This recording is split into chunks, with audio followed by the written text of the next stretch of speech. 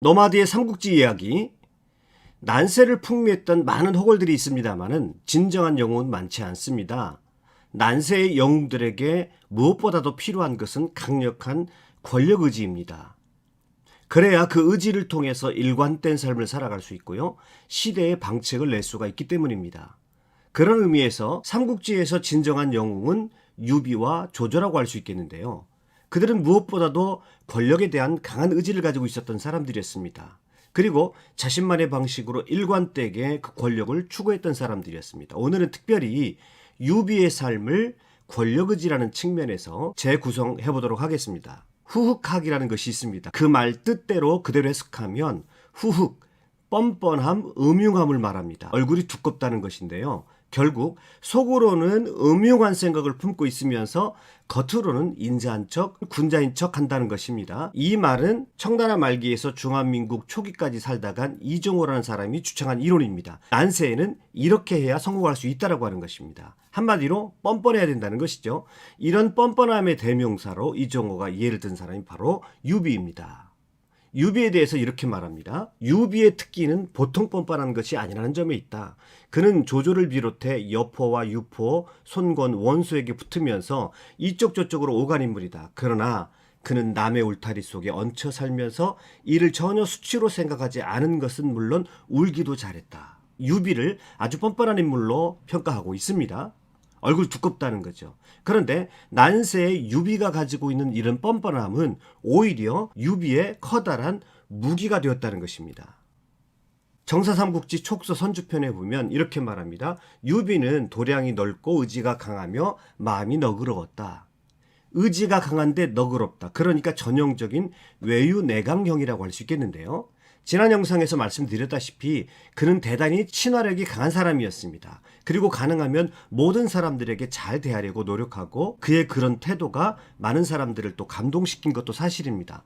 그러나 유비는 그런 부드러움만 가지고 있는 사람이 아니었습니다. 그 부드러움 속에는 강한 의지가 숨어 있었습니다. 그렇다고 한다면 이 의지는 무엇을 의미했을까요? 그는 늘 한왕조의 부흥을 이야기했습니다. 그러나 그의 속마음에 황제가 되고자 하는 욕망이 없었을까요? 그는 두 아들의 이름을 유봉, 유선이라고 지었습니다. 유봉의 봉, 유선의 선을 합하면 봉선이 됩니다. 이 봉선이라고 하는 것은 군왕이, 즉 덕이 있는 군왕이 하늘에 제사를 올리는 의식입니다.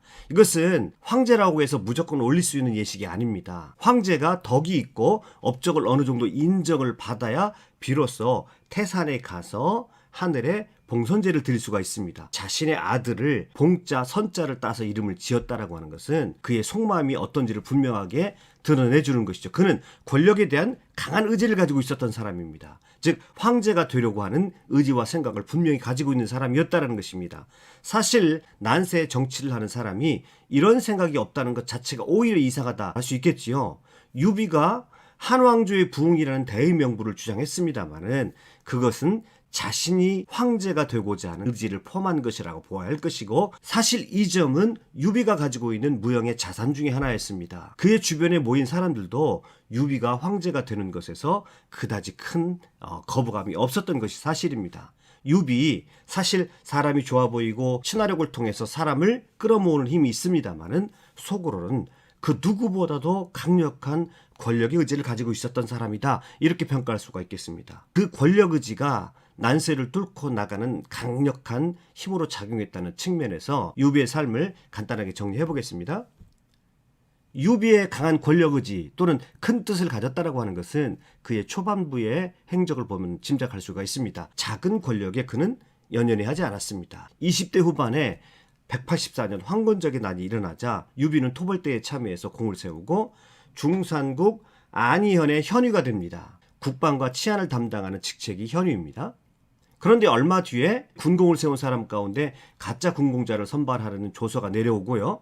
도구라는 직책을 가진 관료가 안희연에 내려옵니다. 그래서 유비를 인정하려고 하지 않습니다. 억울하게 생각한 유비는 그 도구를 매질하고 죽인 후에 안희연을 떠나서 도망합니다. 이후에 대장군 하진의 모병에 응하고 공을 세워서 사면을 받고 하밀연의 현승 자리까지 올랐습니다. 그러나 유비는 이내 이것도 버려버립니다. 이후에 또 다른 공을 세워가지고 고당현의 현유를 거쳐서 현령의 임명을 받습니다. 현령하면 이 절대 작은 직책이 아닙니다. 그러나 조정에 동탁이 들어와서 전행을 휘두르자 자세한 기록은 나와 있지 않습니다만은 조조와 함께 동탁토벌군에 참여한 것으로 보입니다.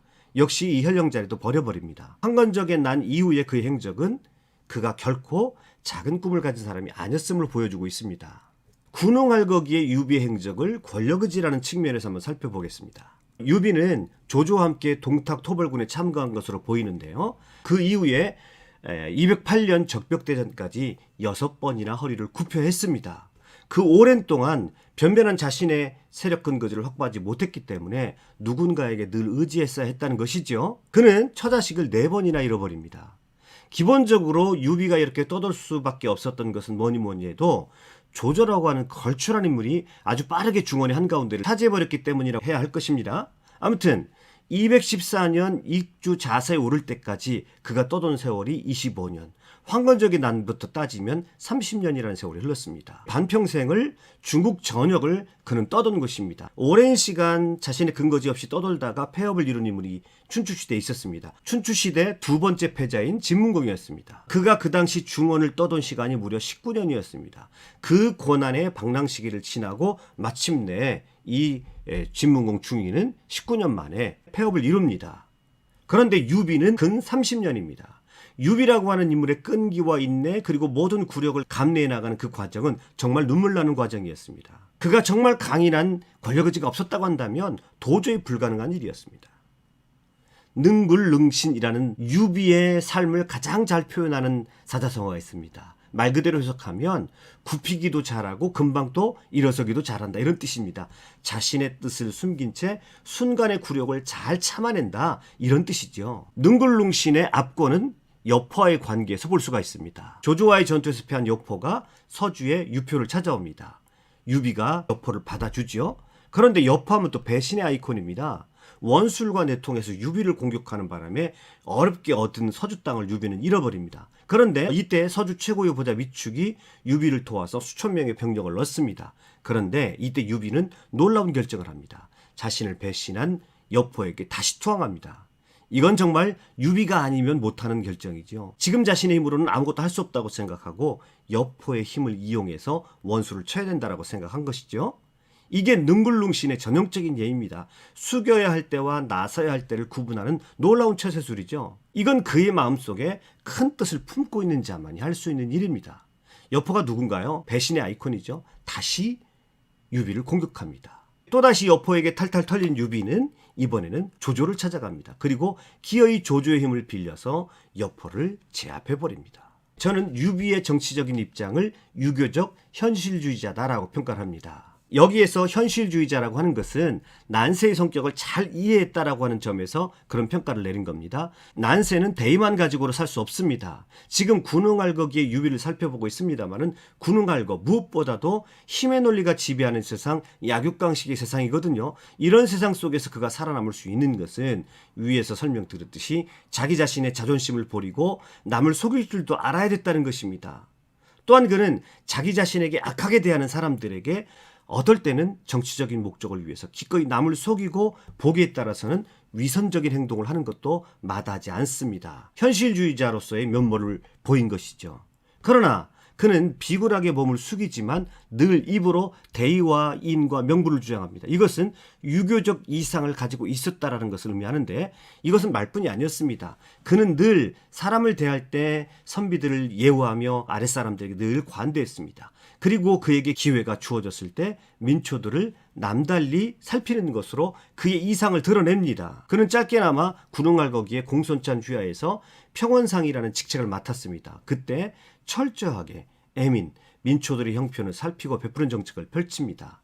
사실 이런 모습은 그가 그 이후에 좋은 평판을 유지할 수 있었던 아주 중요한 자산이 됩니다. 사실 어떻게 보면 유비는 자신을 군주라고 이미 생각했던 것 같습니다. 그가 형주에서 유표에게 기대어 살 때 조조가 형주의 유표를 치러 내려옵니다. 그때 조조의 추격이 바로 등 뒤에까지 임했음에도 불구하고 도망하지 않고 더디게 피난하는 백성들과 끝까지 함께합니다. 사실 이 모습이 가장 이상적인 유교 군주로서의 모습, 유비의 생애를 통틀어서 가장 유비다운 모습이 아닐까 생각되기도 합니다. 그의 권력 의지가 가장 긍정적인 측면으로 작동한 것이죠. 그는 이미 군주의 행동을 하고 있었던 것입니다. 아무튼 그의 권력 의지가 이렇게 민초들, 백성들에게 향하고 있었다라고 하는 것은 당대의 매우 귀한 리더로 비춰진 것도 사실이고 그의 귀한 정치적인 자산이 되었음에 틀림이 없었습니다. 군웅갈거기에 유비와 그의 집단들은 그래도 원수를 제외하고는 늘 어디를 가나 환영을 받았습니다. 조조가 자기 휘하에 있는 유비를 극진하게 대한 것은 이미 잘 알려진 사실이고요. 원소까지도 유비가 자기에게 의탁해 온다고 했을 때 성문 밖 200리까지 나와서 영접을 했습니다. 왜 이렇게 그가 환영을 받았을까요? 저는 두 가지 이유가 있었다고 생각합니다. 인화로 뭉쳐진 목숨을 던져 싸울 수 있는 작지만 단단하게 뭉쳐있는 군사전력이 그에게 있었다라고 하는 것입니다. 자기 휘하에 이런 부대가 하나 있으면 최소한 유능한 용병 집단의 하나로 써먹을 수 있을 정도는 되었다는 것입니다. 또 하나 유비가 가지고 있었던 민중 친화적인 백성 친화적인 이미지였습니다. 이것은 난세에 전체 백성의 민심을 끌어들일 수 있는 상당한 명분과 실리를 줄 수 있었다는 점에서 유비는 조조에게도 원소에게도 환영을 받을 수 있었던 것입니다.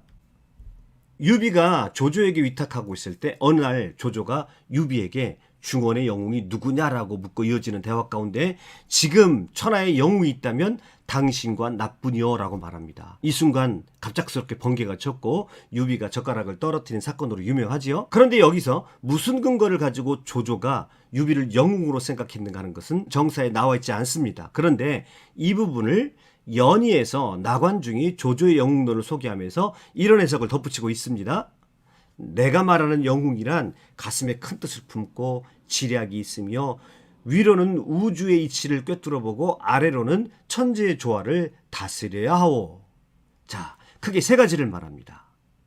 이것은 나관중의 영웅론이라고 할 수 있겠는데요.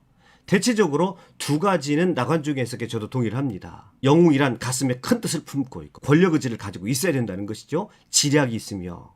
자, 유비도 나름대로 지략을 가지고 대처를 하고 있습니다. 위에서 설명드렸던 능글능신이 유비가 할 수 있는 최대 지략이라고 할 수 있겠지요. 그리고 속으로 칼을 갈면서 끈기를 가지고 상황을 살피는 것이죠. 그런데 그가 아직까지 가지고 있지 못한 것이 있습니다. 세 번째 항목입니다. 위로는 우주의 이치를 꿰뚫어보고 아래로는 천지의 조화를 다스려야 하는 것입니다.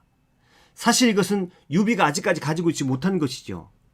세상을 커다란 시점으로 바라보면서 전체 판을 자신에게 유리하게 돌릴 수 있는 능력입니다.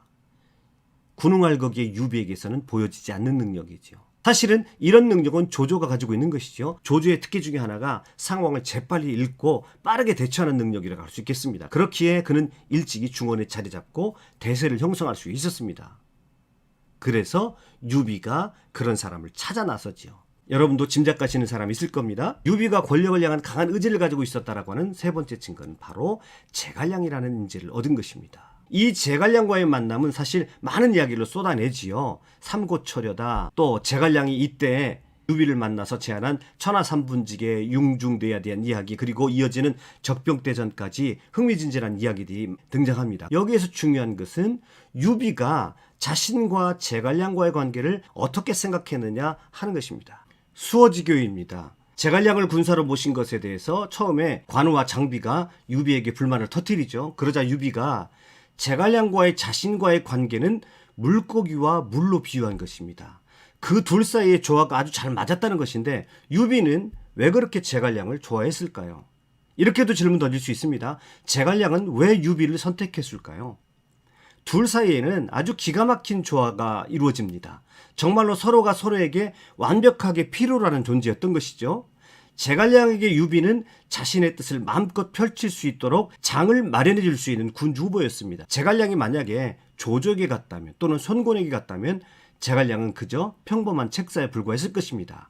유비에게 있어서 제갈량은 자신이 가지고 있지 못하는 천하를 경영하는 해안을 가진 뛰어난 신하, 자신의 권력 의지를 성취시켜줄 너무나 절실했던 인물이지요.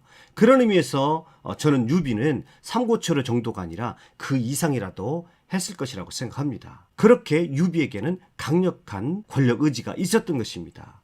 그렇게 둘사이는 수호지교, 즉 물고기와 물처럼 완벽한 조화를 이루며 삼국지 후반을 멋있게 장식하고 있는 것입니다. 오늘은 유비라는 인물을 그의 강인했던 권력의지를 중심으로 살펴보았습니다. 오늘도 영상 끝까지 시청해 주셔서 대단히 감사합니다.